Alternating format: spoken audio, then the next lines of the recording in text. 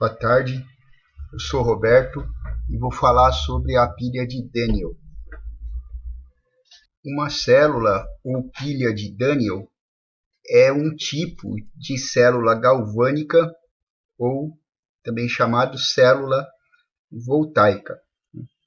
Uma célula galvânica é um dispositivo que usa uma reação espontânea para gerar eletricidade, ou seja, para gerar uma corrente elétrica. E nesse dispositivo nós temos dois eletrodos, um eletrodo chamado ânodo e um eletrodo chamado cátodo. No eletrodo chamado ânodo vai ocorrer uma reação de oxidação, ou seja, uma reação de perda de elétrons. Esses elétrons vão ser usados numa reação de redução, ou seja, numa reação de ganho de elétrons. Esse material que sofreu redução, ele vai se depositar na superfície do eletrodo que é chamado de cátodo. Então, basicamente, no ânodo você tem a perda de elétrons, e esses elétrons vão ser então captados na superfície do cátodo. Esses elétrons, então, eles vão se movimentar através de um meio condutor externo, ou seja, de um fio metálico que liga o ânodo e o cátodo. Nessa figura, nós temos uma célula galvânica simples, ou seja, uma célula galvânica constituída por apenas um compartimento. Nessa célula galvânica, nós temos então um ânodo formado por uma barra de cádmio e um cátodo formado por uma barra de prata. Como nós dissemos, o ânodo sofre reação de oxidação, ou seja, reação de perda de elétrons. Então, como nós podemos ver, o cádmio metálico ele perde 2 elétrons,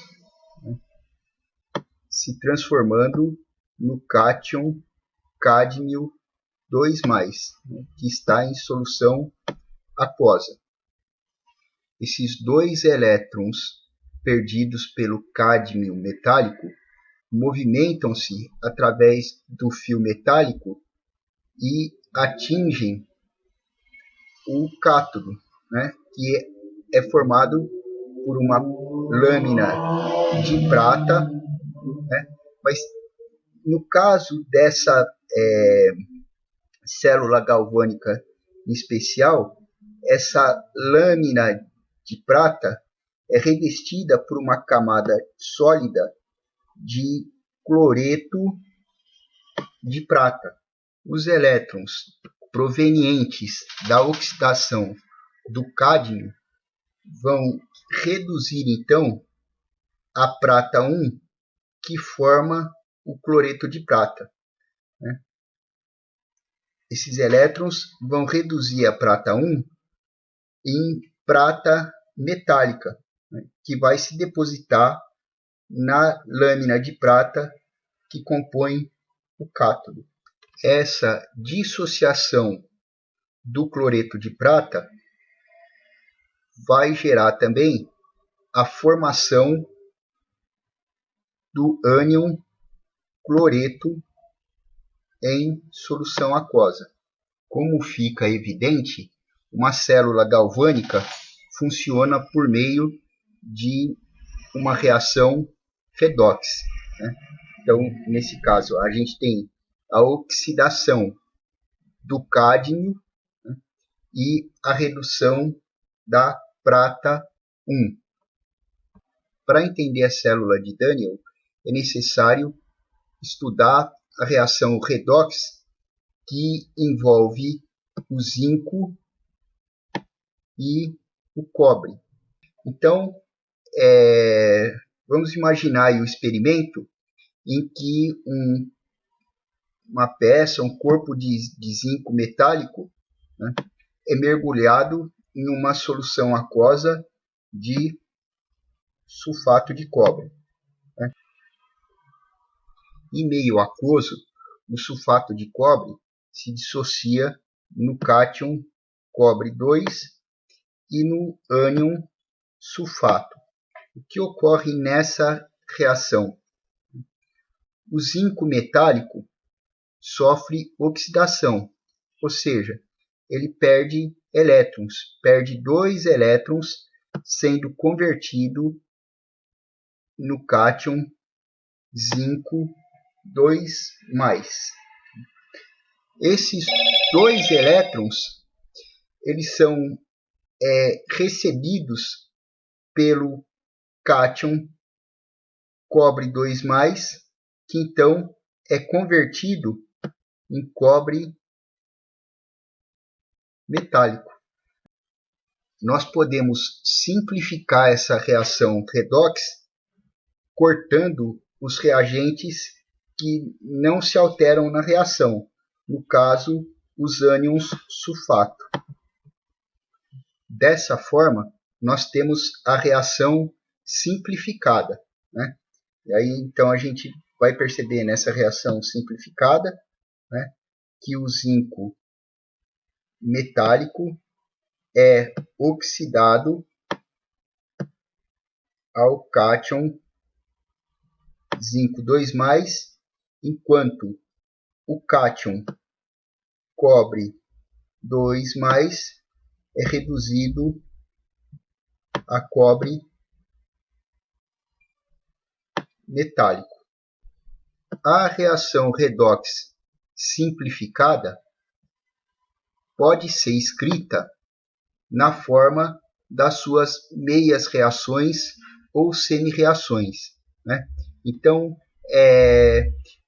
nas meias reações, né, a oxidação e a redução elas são representadas de maneira separada, né? Então, essa meia reação representa a oxidação do zinco metálico no cátion zinco 2+. E essa outra meia reação representa a redução do cátion cobre 2+ em cobre metálico. Nós enfatizamos a análise da reação redox envolvendo zinco e cobre, porque é essa reação redox que vai ocorrer em uma célula de Daniell. E nós, numa imagem anterior, havíamos mostrado uma célula galvânica simples, uma célula galvânica composta por um único compartimento, né? Na célula de Daniell, a reação de oxidação e de redução vão ocorrer em compartimentos distintos, que nós chamamos de meias células ou semicélulas, né? Então, aquelas meias reações, né, que nós vimos no slide anterior, na célula de Daniell vão ocorrer em compartimentos distintos, né? Então, em um dos compartimentos, ou em uma meia célula, né, ou semicélula, nós temos uma barra de zinco metálico mergulhado em sulfato de zinco. E no outro compartimento, nós temos uma barra de cobre metálico mergulhado em sulfato de cobre, né? Nesse compartimento do ânodo, né, nessa meia célula do ânodo, essa meia reação vai ocorrer, né? Então, a reação de oxidação do zinco metálico. E na meia célula do cátodo, né, vai ocorrer a reação de redução do cátion cobre 2+, em cobre sólido. Bem, essa é a representação de uma célula de Daniell. Na célula de Daniell, o ânodo é composto por uma barra de zinco. E esse ânodo é mergulhado em uma solução aquosa de sulfato de zinco. O cátodo de uma célula de Daniell é composto por uma barra de cobre. Está mergulhada numa solução aquosa de sulfato de cobre.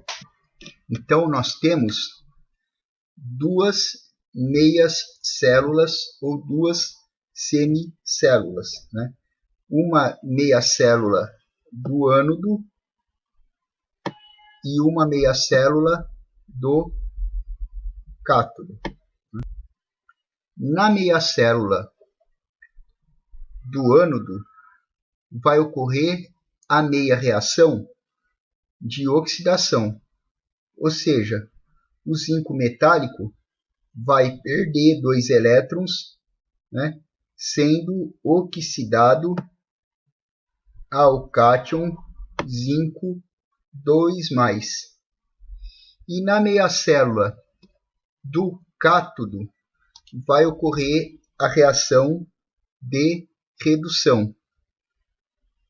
O cátion cobre 2+, proveniente da dissociação do sulfato de cobre, ele é reduzido em cobre metálico, se aderindo à superfície do cátodo.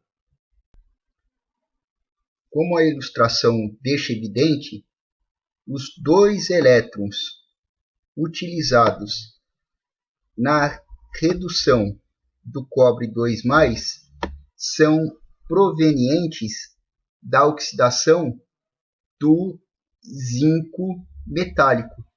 Então, esses 2 elétrons perdidos pelo zinco metálico são transportados por meio do fio elétrico, atingindo o cátodo de cobre. Esses 2 elétrons, então, vão reduzir o cátion cobre 2+ em cobre metálico. No meio do fio metálico, que possibilita o transporte de elétrons entre o ânodo e o cátodo, nós temos uma lâmpada acesa. Essa lâmpada acesa está indicando que a corrente de elétrons entre o ânodo e o cátodo é capaz de gerar trabalho elétrico. Ou seja, essa corrente elétrica é capaz de fazer funcionar um determinado dispositivo elétrico que esteja devidamente conectado no circuito. Um outro elemento importante da célula de Daniell é a ponte salina. Ao longo da reação, na meia célula do ânodo, vai se formando o cátion zinco 2+. Então, o zinco metálico é oxidado, formando o zinco 2+. O que acontece, então, na meia célula do ânodo? A relação entre zinco 2+ e íon sulfato aumenta. Passa-se a ter uma quantidade de cargas positivas maior do que a quantidade de cargas negativas. Por outro lado, na meia célula do cátodo, há um consumo do cátion cobre 2+. Então, a relação entre o cátion cobre 2+, e o sulfato diminui, né? Ou seja, a quantidade de cargas positivas fica menor que a quantidade de cargas negativas. Então, se a reação ocorresse, né, dessa forma, a meia célula do ânodo ficaria carregada positivamente e a meia célula do cátodo ficaria carregada negativamente. A aquisição de cargas elétricas pelas meias células faria cessar o fluxo de elétrons do ânodo para o cátodo, né? Simplesmente porque elétrons, né, que são carregados negativamente, não seriam atraídos para um polo negativo, né, para uma meia célula carregada negativamente. Para que as semicélulas não adquiram carga elétrica, fazendo com que o fluxo de elétrons seja rapidamente interrompido, a pilha ou célula de Daniell contém um elemento chamado de ponte salina. A ponte salina é um tubo em forma de U conectando as duas meias células. Nesse tubo pode-se colocar um gel de agarose contendo alta concentração, por exemplo, de cloreto de potássio, de KCl. É importante que o sal empregado na ponte salina, no nosso caso o KCl, seja inerte com relação às substâncias presentes nas semicélulas. Bom, então, se o KCl não reage com as substâncias presentes nas semicélulas, qual é o seu papel, né? Então, como nós dissemos, a semicélula do ânodo tem tendência de ficar carregada positivamente e a semicélula do cátodo tem tendência de ficar carregada negativamente, né? A ponte salina existe para evitar que essa aquisição de cargas ocorra. Como isso acontece? Conforme a meia célula do cátodo vai ficando negativa, o cátion zinco 2+, e o cátion K+, se deslocam através da ponte salina em direção à meia célula do cátodo, né? Então, quer dizer, na meia célula do cátodo, tanto zinco 2+, como K+, neutralizam o ânion sulfato, né? Então, neutralizam as cargas negativas dessa meia célula. E conforme a semicélula do ânodo vai adquirindo carga positiva, ânions sulfato e ânions cloreto também se movem através da ponte salina em direção à semicélula do ânodo, neutralizando os cátions zinco 2+. Então, é dessa forma que a ponte salina neutraliza as cargas positivas e negativas, né, que vão se formando nas meias células da pilha de Daniell. Se a gente observar aqui na ilustração, nós só temos a movimentação do ânion cloreto e do cátion potássio. O que acontece é que uma ponte salina é produzida com uma concentração muito elevada de sal, né? No caso aqui, uma concentração muito elevada de KCl. Então, o fluxo de cloreto e de potássio para fora da ponte é muito maior que a entrada de zinco 2+, ou de sulfato na ponte salina.